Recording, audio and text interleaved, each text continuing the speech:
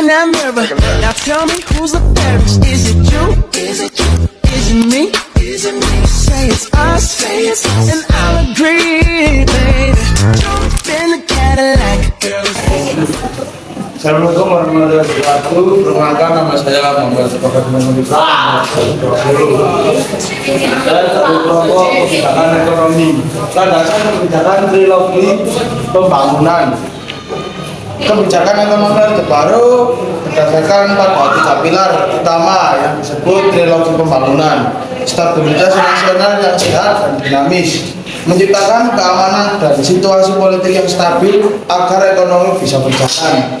Pertumbuhan ekonomi yang cukup tinggi, fokus pada peningkatan angka pertumbuhan ekonomi nasional, pemerataan pembangunan, upaya agar hasil pembangunan dapat dinikmati oleh seluruh rakyat menuju keadilan sosial. Sekian dari saya.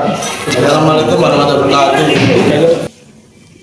Assalamualaikum warahmatullahi wabarakatuh. Perkenalkan, nama saya Firman Syahna Farido, absen 12. Di sini saya akan menjelaskan tentang kebijakan ekonomi pada topik program utama atau repelita. Jadi yang pertama terdapat repelita 1 pada tahun 1969 sampai 1974.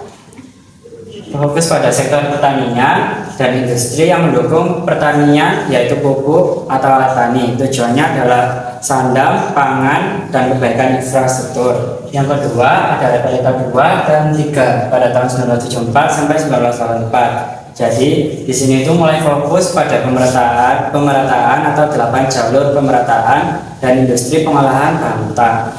Yang ketiga ada repelita 4 dan 5 pada tahun 1984 dan 1994. Yang di sini itu fokus pada menekankan pada swasembada pangan dan industri mesin. Pada 1984 Indonesia berhasil mencapai swasembada beras. Dan yang terakhir keempat, repelita ke-6 pada tahun 1994 sampai 1998.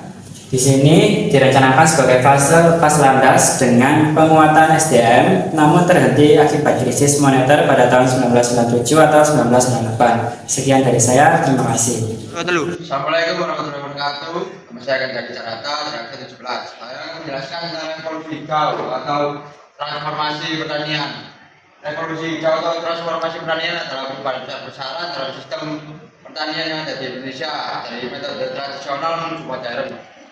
Ini merupakan senjata utama dari Presiden Soeharto untuk menuntaskan dan menghapuskan kelaparan dan kemiskinan yang ada di Indonesia. Yang pertama ada 4 metode utama. Yang pertama intensifikasi atau pasca usaha tani.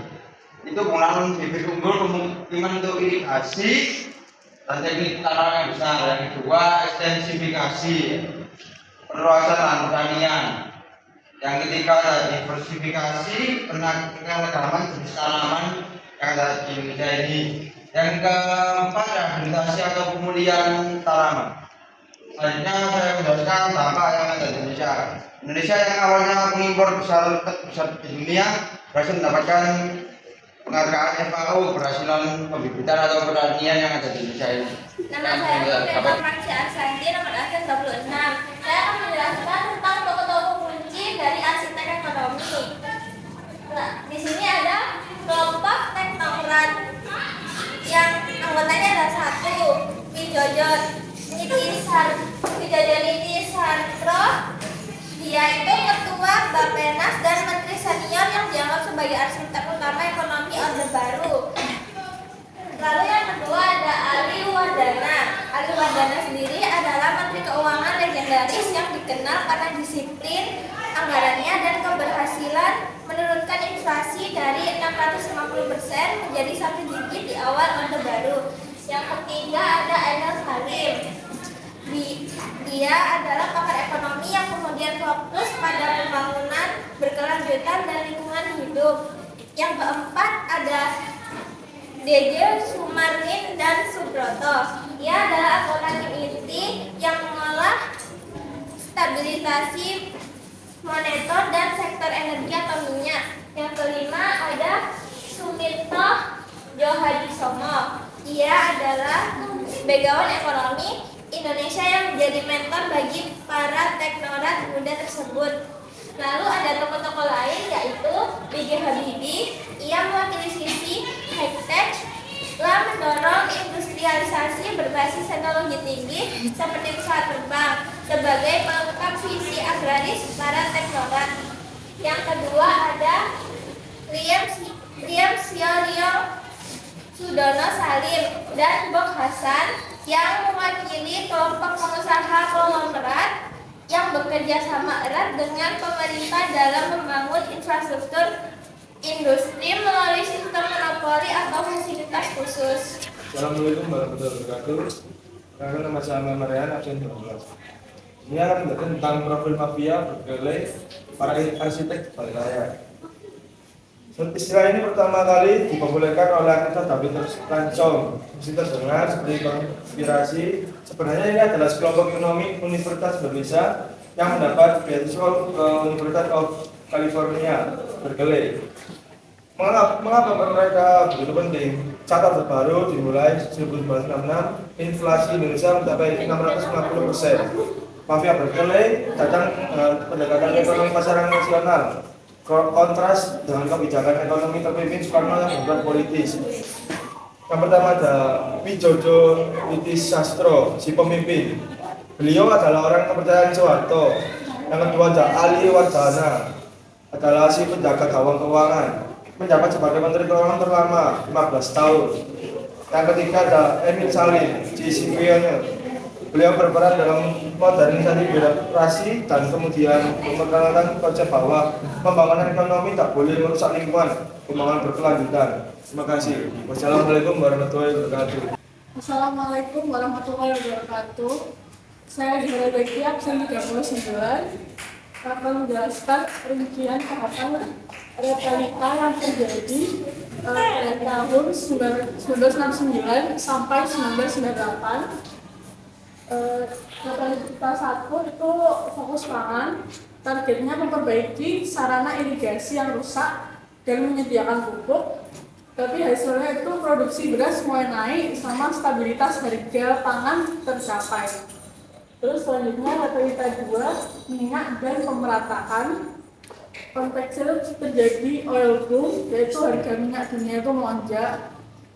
Indonesia jadinya untung besar. Uang minyaknya digunakan untuk membangun ribuan SD, Impres, instruksi presiden, dan puskesmas di seluruh desa. Inilah kunci peningkatan literasi nasional. Terus selanjutnya, realita 3, yaitu 8 jalur pemerataan. Pemerintah mulai menyadari pembangunan terlalu berpusat di daerah kota, jadi fokusnya itu kebutuhan pokok, pendidikan, kesehatan, pembagian pendapatan, dan kesempatan kerja. Lalu selanjutnya di realita 4, puncak prestasi pertanian. Pada tahun 1984 Indonesia resmi swasembada beras. Nah, fokusnya mulai bergeser dari pertanian ke industri yang menghasilkan mesin sendiri.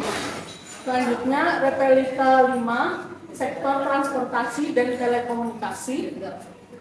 Pembangunan jalan tol seperti Jagorawi, jembatan, dan peningkatan jaringan telepon massal dimulai secara masif pada periode ini.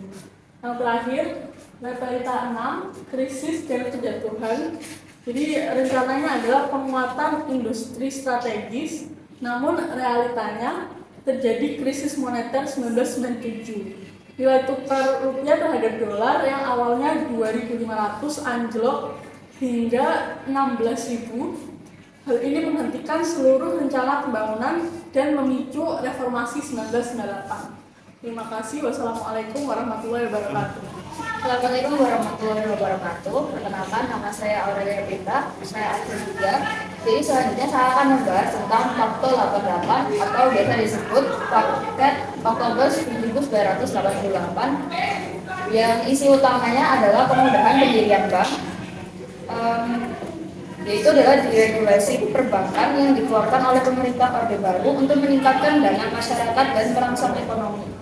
Selanjutnya latar utamanya yaitu diambil untuk mengatasi meredupnya industri gas dan mencari sumber penerimaan baru.